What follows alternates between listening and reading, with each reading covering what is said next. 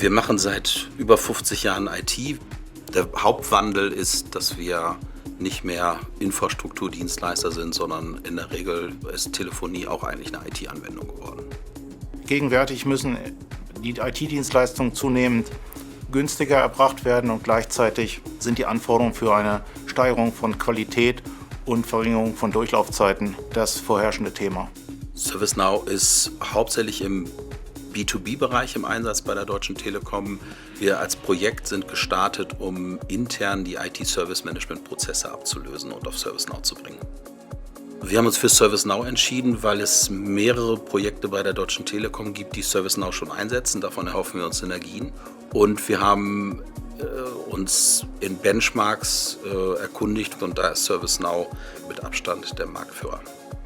Als wir mit ServiceNow begonnen haben, hatten wir die Herausforderung, dass unsere Entwickler auf anderen Plattformen gearbeitet haben, sodass wir die Ausbildung und die gleichzeitige Implementierung des Projektes sicherstellen mussten. Wir haben ServiceNow Expert Services beauftragt, um die Konzeption und Implementierung zunächst von Fragestellungen im Bereich Datenschutz und Informationsschutz mit uns zusammen zu implementieren.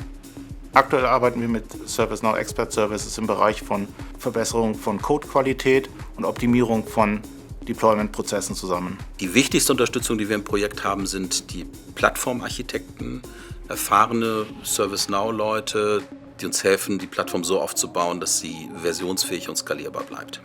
Für uns ist der Erfolg in dem Projekt der ITSM-Rollouts die vollständige Substitution der Altsysteme bei einer gleichzeitigen Optimierung der Prozesse mit Einführung von ServiceNow, dass die Benutzer-Experience haben, die sie das Tool gerne benutzen lässt und die ITSM-Support-Prozesse so optimal unterstützen, wie es mit der Software möglich ist. Wir sehen aber insbesondere im Service Management die schnellere Behebung von Incidents und vor allen Dingen auch, dass gar nicht so viele Incidents weiter bearbeitet werden müssen, weil im Self-Service die User sich schon relativ schnell selber helfen können. Aber die Vision ist, dass wir mehr als nur ITSM damit machen. Wir haben eine Low-Code-Plattform da drin, die es auch Abteilungen erleichtert, die nicht Entwickler sind, wo erst Citizen-Developer drin sind, dass die dann selber sich auch Workflows zusammenstecken können, sodass wir hoffen, dass wir damit insgesamt schneller und effizienter werden.